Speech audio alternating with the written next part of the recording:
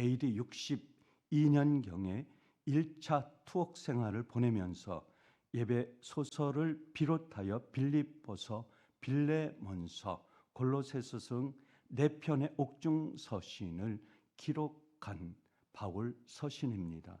그 중에서 에베소서는 하나님의 구원 계획 속에 예수 그리스도의 부활 사건 이후 오순절 다락방에 120문도에게 임한 성령, 오순절 성령의 놀라운 심오한 하나님의 말씀을 전하기 위해 예배소뿐만 아니라 소아시아 7교회에게 사도 바울이 옥중에서 쓴 서신 형태의 편지 내용입니다. 에베소서 6장은 부모와 자녀, 주인과 종 간에 지켜야 할 덕목을 기록하고 있고 가족 생활 원리를 말씀하면서 부모와 자녀, 주인과 종, 세상의 삶을 살아가는 지혜, 일치의 말씀을 기록하고 있습니다. 바울은 옥중 생활에서도 성도의 영적 싸움을 강조하면서 예배소 성도에게 주신 말씀을 오늘 예수사랑교회 온 성도에게 섬기는 저희들에게 주시는 새벽의 말씀입니다.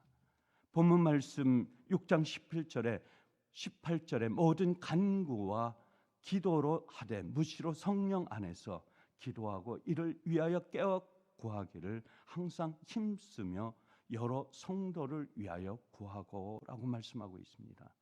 18절에서 사도 바울은 기도를 강조하고 있습니다. 여러 성도를 위하여 구하라고 했습니다. 우리 성도는 내 가정과 우리 자녀를 위하여 기도해야 합니다. 우리 주변을 위해서, 우리 성도를 위하여, 또 우리 직장에서 또한 세상에서 만나는 사람들을 위하여 기도해야 합니다.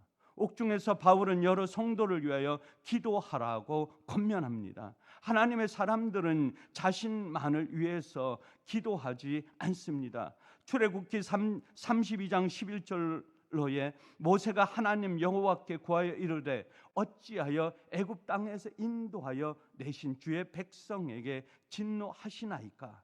뜻을 돌이키사 주의 백성에게 이 화를 내리지 마옵소서. 종 모세는 하나님께 간구합니다. 탄원하면서 백성들을 보호하라고, 백성들에게 화를, 진노함을 내리지 말라고 간구하는 말씀으로 하나님 앞에 기도합니다.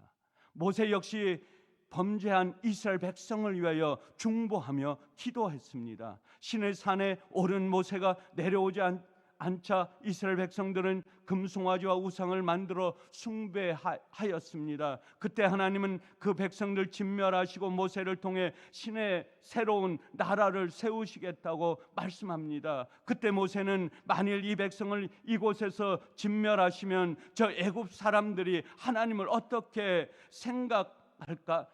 하겠느냐 하며 하나님께 호소하는 기도를 하나님 앞에 올립니다. 주의 종 아브라함과 이삭과 이스라엘 기억해 달래며 하나님의 언약에 호소하는 기도를 드렸던 것입니다. 하나님은 마침내 모세의 기도, 중보 기도를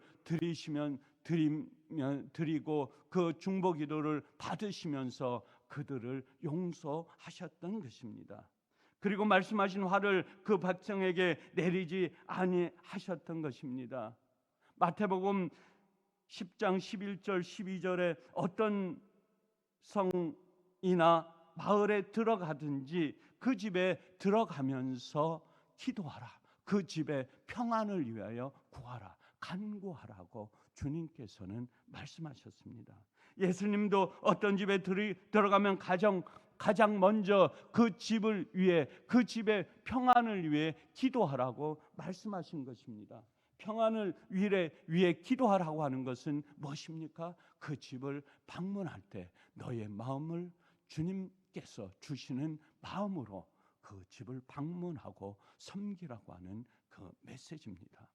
19절 말씀에 또 나를 위하여 구할 것은 내게 말씀을 주사 바로 입을 벌려 복음의 비밀을 담대히 알리게 하옵소서 할 것이니, 바울은 자신의 안위와 석방을 위해 기도를 부탁하지 아니하였습니다. 여러 성도들에게 그리고 교회들에게 편지한 그 이유는 너희를 위하여, 또한 너희 교회를 위하여 주변에 나를 핍박하고 많은 사람을 옥에 가두는 그 로마 병정들을 위해서 기도하라고 말씀하고 편지한 것입니다.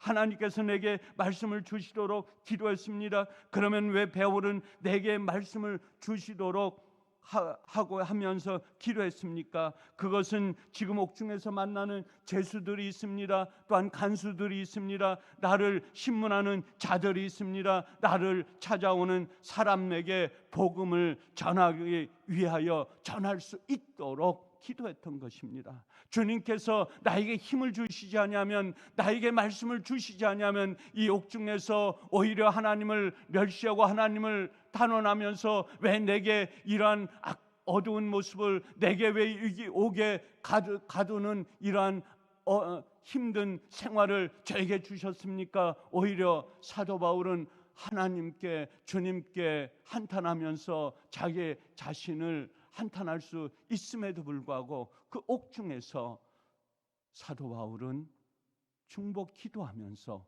오히려 자신에게 주신 이 옥중 생활을 감사하면서 그들은 많은 교회들에게 편지로 사도 바울은 위로했던 것입니다.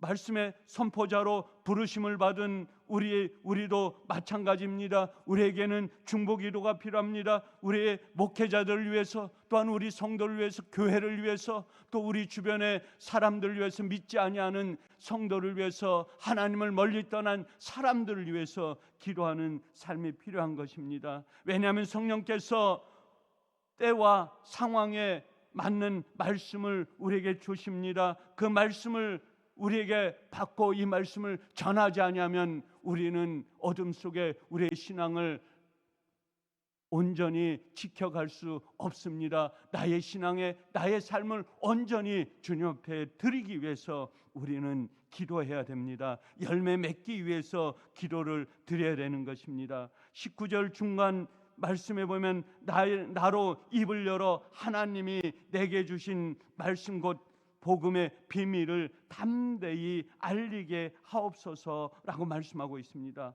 복음은 하늘로부터 오는 좋은 소식, 기쁜 굿 뉴스인 것입니다. 비밀은 지금 내 안에 계신 예수 그리스도입니다. 저와 여러분의 심령 속에 살아계신 예수 그리스도의 생명이 바로 하나님께서 나에게 주신 비밀입니다. 복음의 비밀은 하나님께서 우리에게 주신 놀라운 생명의 말씀입니다. 그렇기 때문에 우리는 이 말씀을 전해야 됩니다. 비밀이신 예수 그리스도를 통한 우리의 구원의 놀라운 비밀이 세상 속으로 스며드는 것입니다. 이 비밀은 만세로부터 감춰져 있었습니다. 감춰진 이 비밀이 세상 속에 나타나면서 세상 우리에게까지 바울을 통하여 이 복음의 메시지를 주신 것입니다. 예수 그리스도만이 죄인을 구원하는 비밀을 알고 있습니다. 예수 그리스도만이 타락한 우리 인간에게 생명의 말씀으로 우리에게 주신 것입니다. 세상 가운데 보내어 주신 이 십자가의 놀라운 비밀을 세상에 알지 못하는 사람들에게 우리는 전해야 됩니다.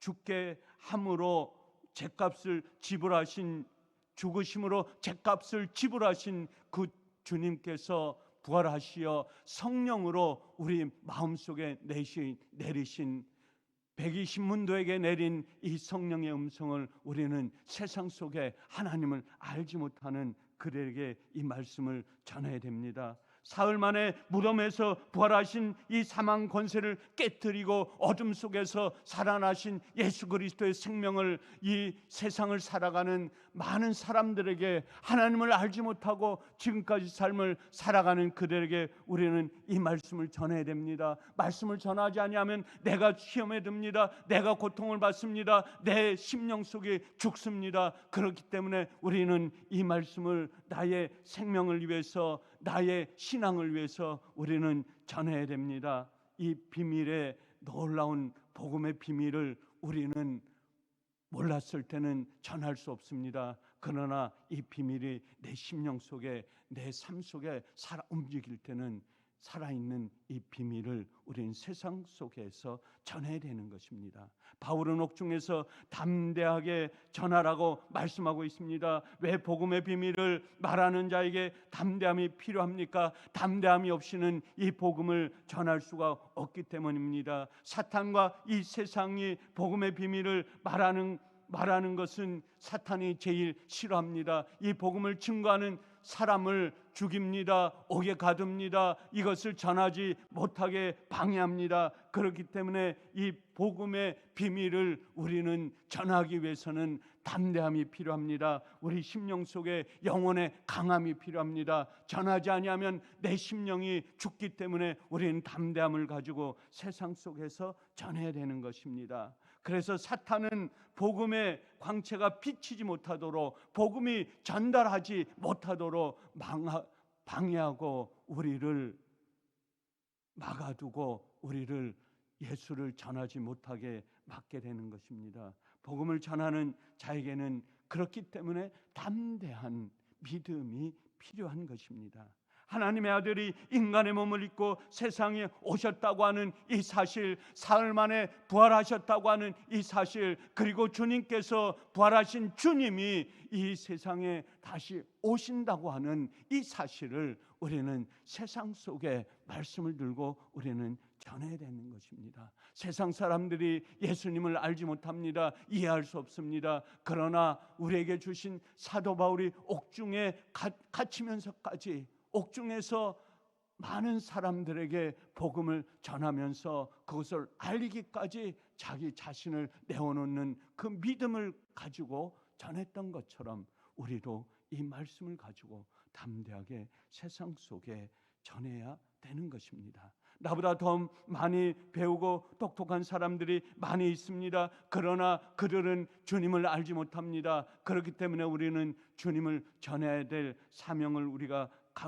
갖고 있는 것입니다. 그렇기 때문에 우리는 이 복음의 놀라운 복음의 비밀을 선포하고 전해야 되는 것입니다.